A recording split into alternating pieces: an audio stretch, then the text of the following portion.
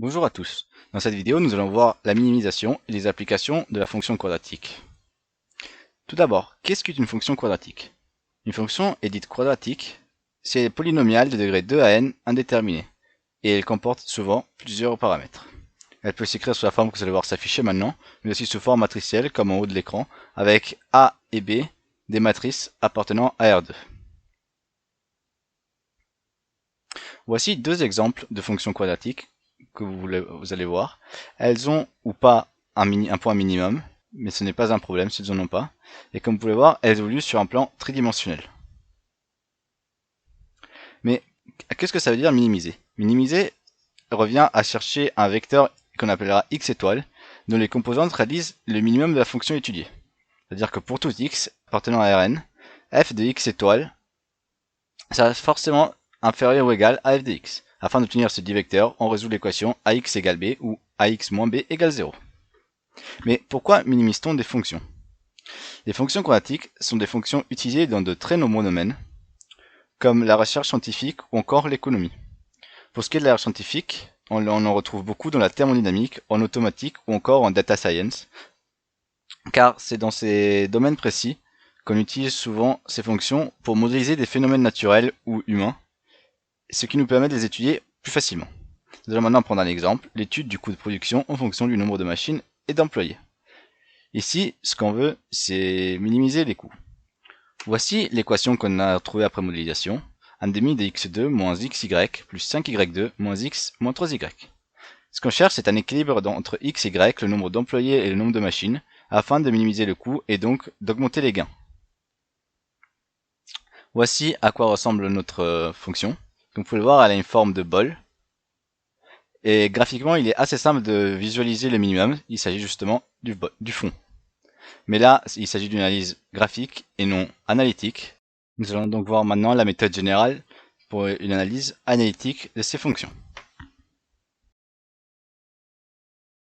Dans cette seconde partie, nous allons voir la méthode générale permettant de minimiser une quadratique de degré 2.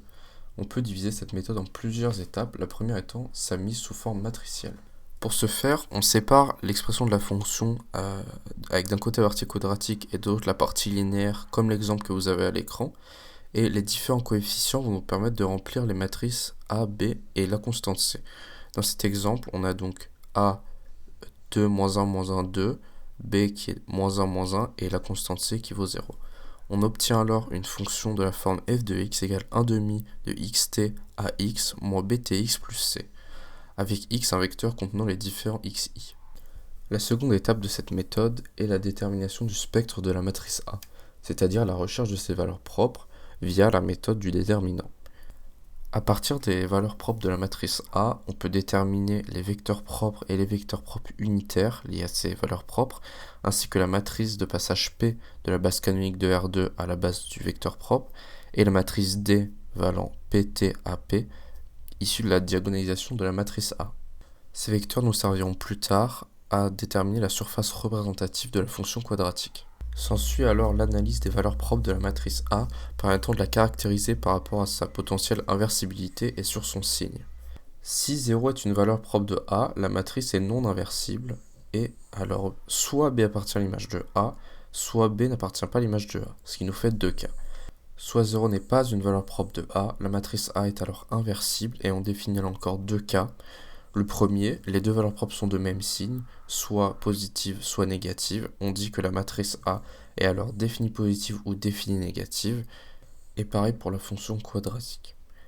Soit les deux valeurs propres sont de signes opposés, et la matrice A est alors non définie. Suivant dans lequel de ces quatre cas on se trouve, la quadratique a une forme différente et on peut minimiser ou non cette quadratique puisque si A est inversible, l'équation ax étoile égale b n'a qu'une seule solution, il n'y a qu'un seul point critique, et si A n'est pas inversible, il n'y a pas ou une infinité de points critiques suivant si B appartient ou non à l'image de A. Les différents cas de figure dépendant de la matrice A et de ses valeurs propres sont détaillés dans les parties suivantes par mes collègues. Enfin, par l'étude des fonctions partielles autour du point critique x étoile et des cartes de niveau à l'aide des vecteurs propres, on peut déterminer la surface représentative de la quadratique. Ce ne sont pas des outils permettant de minimiser une quadratique, mais ils permettent d'avoir un support visuel pour se fixer les idées et vérifier ses calculs. À présent, nous allons nous pencher sur les cas où l'on peut minimiser notre quadratique. Le premier cas étant lorsqu'elle est inversible définie positive ou négative, les deux cas ont beaucoup de similarités et seront donc traités ensemble, puis nous allons traiter le deuxième cas où la fonction est non inversible. Nous allons donc nous pencher sur le premier cas, qui est la fonction inversible définie positive. Ceci arrive lorsque la matrice associée à la fonction est elle-même définie positive et inversible. Cela veut donc dire que ses valeurs propres sont strictement supérieures à 0. On a alors un seul et unique point critique qui sera le minimum de la fonction quadratique étudiée. Dans un cas exemple, tel que celui montré à l'écran, nous pouvons facilement retrouver le point critique qui sera donc le minimum de notre fonction. La forme de notre quadratique est définie grâce aux fonctions partielles et aux lignes de niveau de la fonction. Ici, la fonction partielle est une parabole et les lignes de niveau représentent des ellipses. On a donc une forme paraboloïde elliptique, telle que l'on peut l'observer. La fonction a donc une forme de bol, avec le point critique qui est ici le minimum de la fonction. Si les valeurs propres sont négatives, alors la matrice A est négative, ce qui implique que la fonction est définie négative. On aura alors ici comme représentation pour notre fonction un bol tourné vers le bas, avec le point critique qui sera ici le maximum de notre fonction. Il y a cependant des cas limites au cas général que nous venons d'étudier. En effet, si θ égale à 0 avec c qui peut être une constante ou alors qui peut être égal à 0, nous n'avons pas de partie quadratique, uniquement une partie linéaire. Cela va donc nous renvoyer un plan. Si a est égal à 0 et b est égal à 0, la quadratique f est égale à c, qui est donc une constante. Cela nous renverra un point qui, sur un plan 3D, nous renverra une simple ligne. Le dernier cas à étudier est le cas où la fonction quadratique est non inversible. Cela arrive lorsqu'une des valeurs propres de la matrice A associée à notre fonction est nulle. On a donc la matrice A qui est non inversible car le déterminant de celle-ci est égal à 0. Cela nous donne une infinité de points critiques. Dans notre exemple, les fonctions partielles de la quadratique nous renvoient dans une direction des fonctions partielles constantes et dans l'autre direction des paraboles. Les lignes de niveau, ici, sont des droites parallèles, et on a donc ici une gouttière dont l'orientation dépendra du signe de l'autre valeur propre de la matrice A associée à notre fonction. Si elle est positive, la gouttière sera orientée vers le haut, si elle est négative, la gouttière sera orientée vers le bas. Maintenant que nous avons étudié les cas où la quadratique est minimisable, on peut se poser la question, existe-t-il des cas où la quadratique est non minimisable ? Eh bien oui. Il existe deux cas. Le cas où A est inversible non défini, et le cas où A est non inversible. Ici, nous nous pencherons sur le cas où A est inversible non défini. Nous prenons comme fonction exemple x1 carré plus racine de 6 x1 x2 plus x2 carré. De la partie quadratique, nous trouvons la matrice A, racine de 6, 2, 2 racine de 6. Il n'y a pas de partie linéaire, donc le vecteur B est nul. Et enfin, il n'y a pas de partie constante, donc C est égal à 0. En traçant le graphe de cette fonction, nous trouvons cette forme, une petite ambiguïté. Est-ce que c'est une gouttière? Est-ce que c'est une selle? Bien, pour lever cette ambiguïté, nous allons tracer les fonctions partielles de cette fonction. Pour cela, nous trouvons le point critique en 0, 0. Et nous traçons les fonctions partielles en x étoiles, suivant les directions V1 et V2, qui sont les vecteurs propres de A.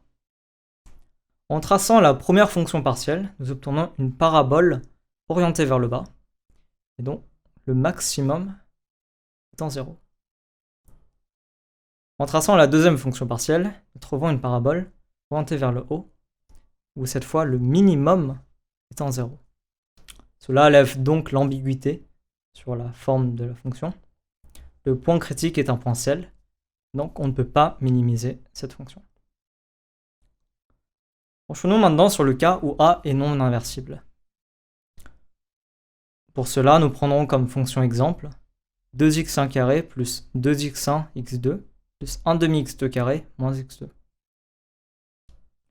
De la partie quadratique, nous trouvons la matrice A 4, 2, 2, 1. De la partie linéaire, nous trouvons le vecteur 0, 1 qui est B. Et enfin, il n'y a pas de partie constante, C est égal à 0. Essayons de trouver les valeurs propres de A. Pour cela, nous essayons d'annuler le polynôme caractéristique de A. Et nous trouvons comme valeur propre lambda 1 qui est égal à 5 et lambda 2 qui est égal à 0. Une des valeurs propres est nulle et donc A est non inversible. En traçant le graphe de cette fonction, nous obtenons une espèce de gouttière qui est orientée vers le bas.